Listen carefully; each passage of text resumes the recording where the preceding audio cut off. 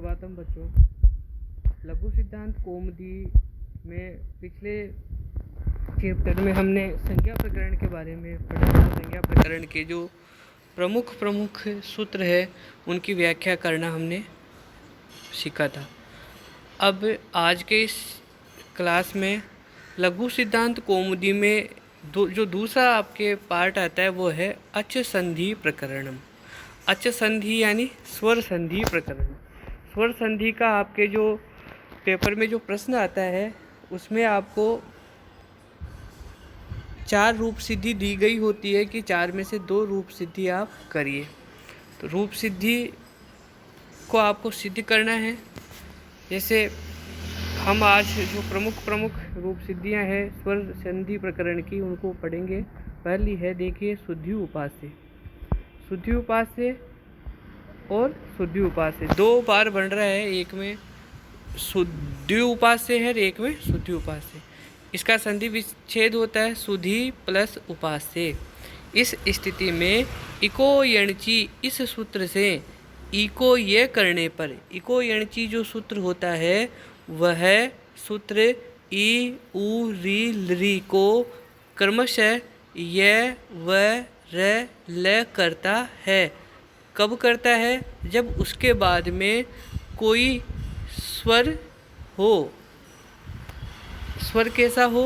असमान स्वर, यानी कि जैसे ई है तो ई के बाद में शुद्धि का जो ई है उसके बाद आ गया उ स्वर है। इसी कारण इको हो जाएगा इको यणची सूत्र से ये। इको ये करने पर देखिए स्थिति सु ध ये प्लस उपास्य। इको यणची सूत्र से आपने क्या किया? इको ये। फिर देखिए अनची च। अनची च सूत्र से जो ध है उस ध को हो गया द्वित्व। द्वित्व यानी उसको हमने लिख दिया 2 बार। तो सु ध ये धन उपास्य, ये स्थिति हो गई। फिर तीसरा सूत्र लगा झलाम जस जसी।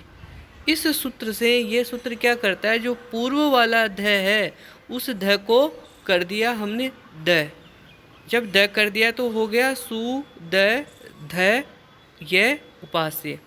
संयोगान्तस्य लोप है। इस सूत्र से यहाँ पर ये का लोप प्राप्त होता है, किंतु यणः प्रतिषेधो वाच्ये। इस वार्तिक से ये का लोप निषेध हो गया, ये का लोप नहीं होगा।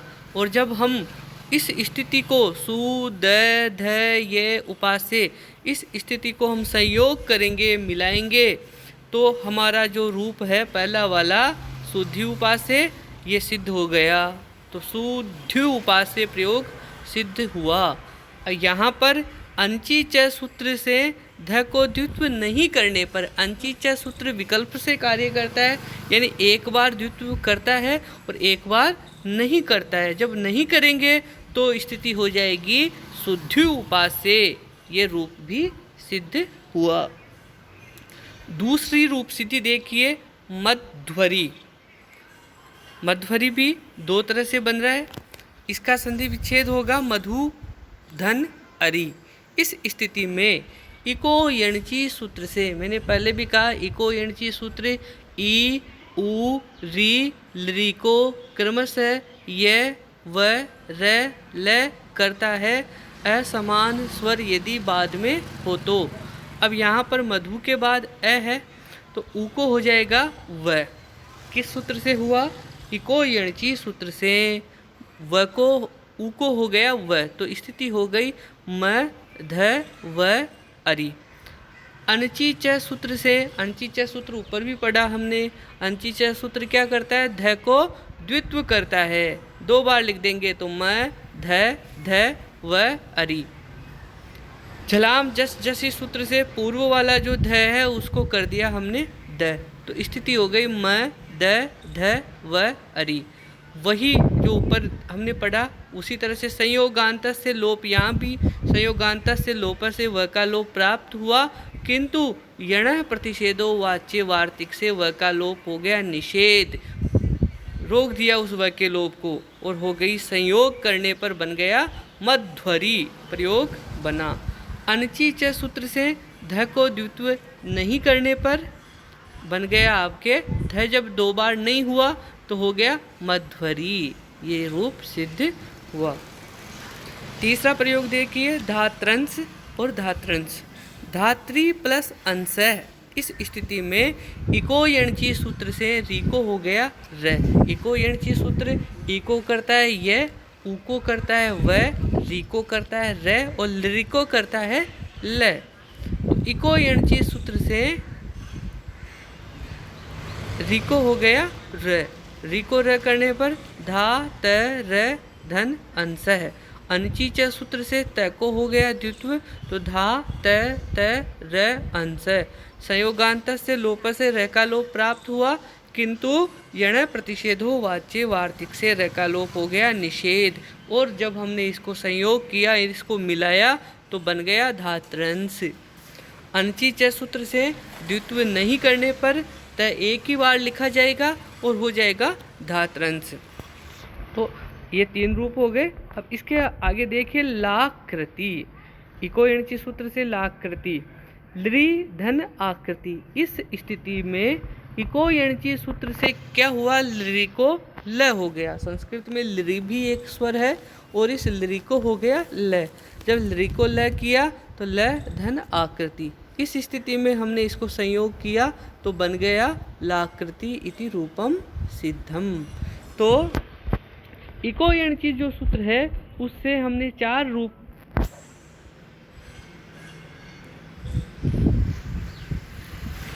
इको यणची जो सूत्र है उससे हमने 4 रूप बनाए। एक शुद्ध्युपास है, दूसरा मध्वरी, तीसरा धात्रंश और चौथा लाकृति। ये इको यणची सूत्र से हुआ। इको यणची सूत्र से 4 प्रयोग बन गए। लाकृति के बाद में देखिए आप 5वां जो रूप सिद्धि हम बना रहे हैं वह है हरये। अयादि संधि का ये उदाहरण है। इस हरये का संधि विच्छेद होगा हरे धन ए।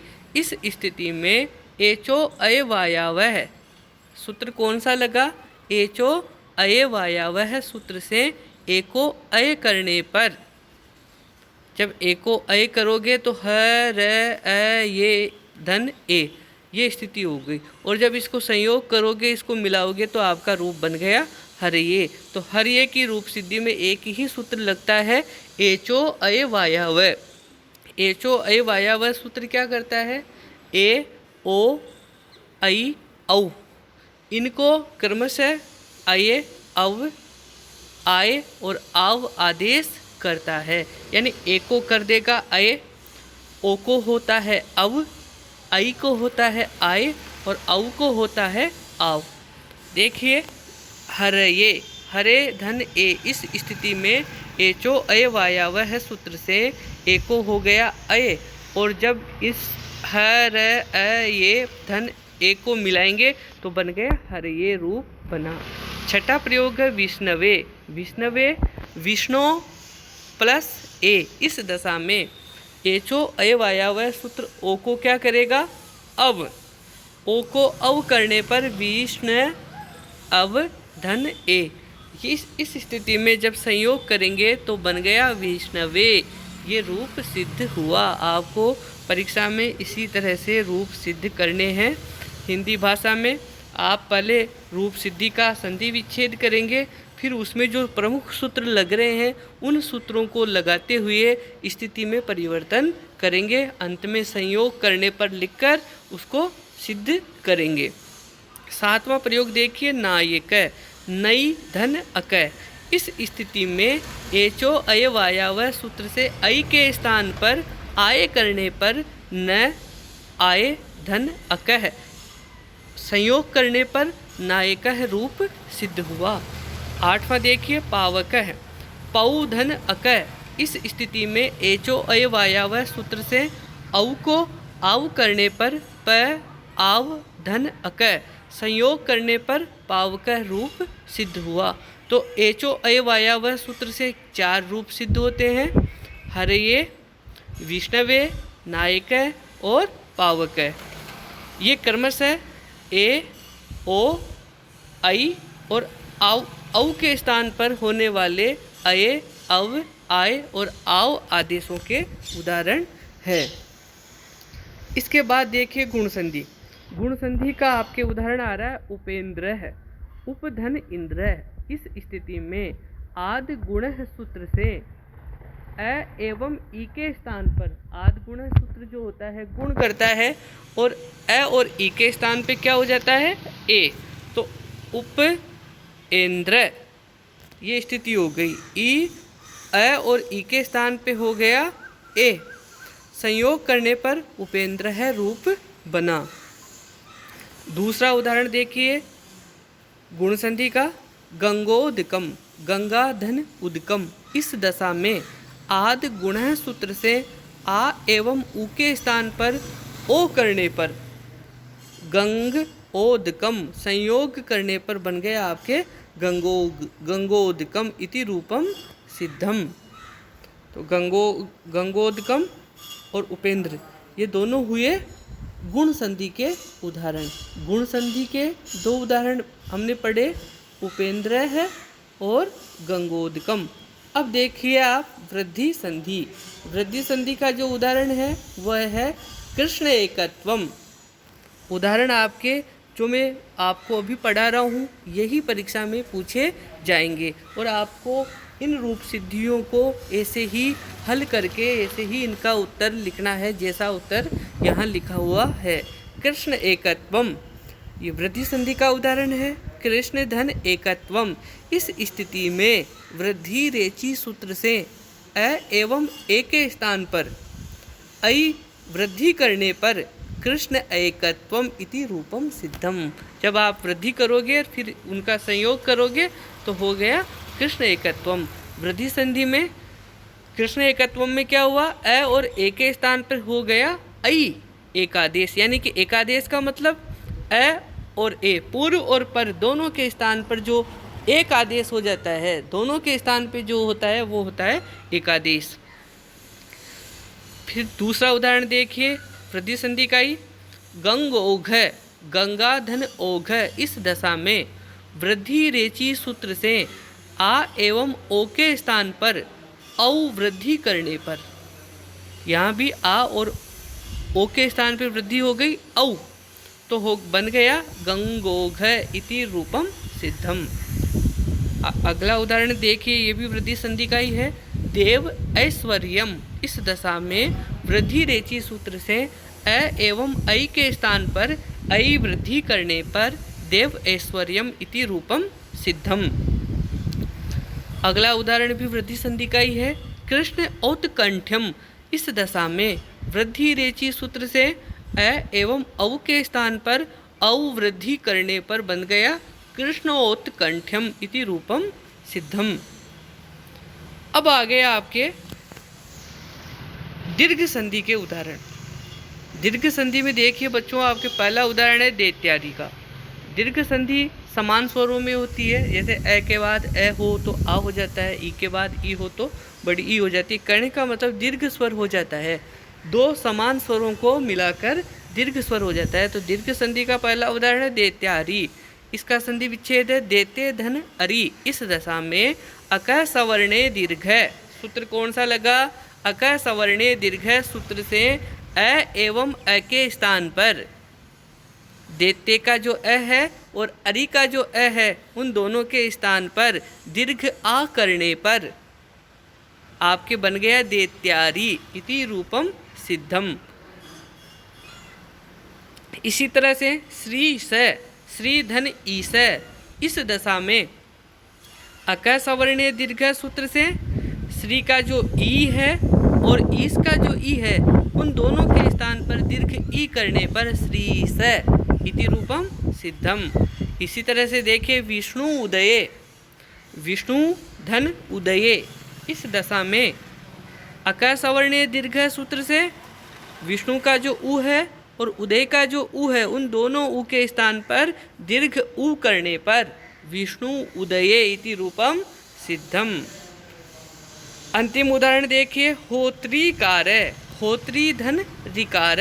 इस दशा में अक सवर्णे दीर्घ सूत्र से जो होत्री का जो री है और जो ऋकार का जो री है इन दोनों के स्थान पर दीर्घ री करने पर होत्रीकार इति रूपम सिद्धम। तो इस तरह से ये चारों हो गए आपके दीर्घ संधि के उदाहरण। तो आज हमने यण संधि पढ़ी शुरू में, फिर हमने अयादि संधि पढ़ी, फिर हमने गुण संधि के उदाहरण देखे, फिर हमने वृद्धि संधि के उदाहरण देखे और अंत में हमने दीर्घ संधि के उदाहरण देखे। परीक्षा में आपके रूप सिद्धि पेपर में लिखी हुई होगी और उन 4 में से 2 रूप सिद्धि को आपको स्वर संधि प्रकरण के अंतर्गत हल करना है। हल करना मतलब उनको सिद्ध करना है। सिद्ध करने के लिए आपको सबसे ज़रूरी, सबसे आवश्यक चीज़ क्या होगी? सूत्र। जैसे हमने यण संधि के लिए प्रमुख सूत्र पढ़ा इको यणची। अयादि संधि के लिए हमने प्रमुख सूत्र पढ़ा एचो अयवायावय। गुण संधि के लिए हमने प्रमुख सूत्र पढ़ा आद गुणः। वृद्धि संधि के लिए हमने प्रमुख सूत्र पढ़ा वृद्धि रेचि। और अंत में दीर्घ संधि के लिए हमने जो प्रमुख सूत्र पढ़ा वो है अक सवर्णे दीर्घ। तो प्यारे बच्चों, आप इन 5 सूत्रों को अवश्य याद कीजिए। इन 5 सूत्रों से आपके स्वर संधि के जो प्रश्न होंगे वो आसानी से आप कर सकते हो। यदि आपको यण संधि का सूत्र, अयादि संधि का सूत्र, गुण संधि का सूत्र, वृद्धि संधि का सूत्र और दीर्घ संधि के ये सूत्र, यानी कि ये 5 सूत्र यदि आपको याद है तो आप इस प्रश्न को सरलता से कर सकते हैं। धन्यवाद।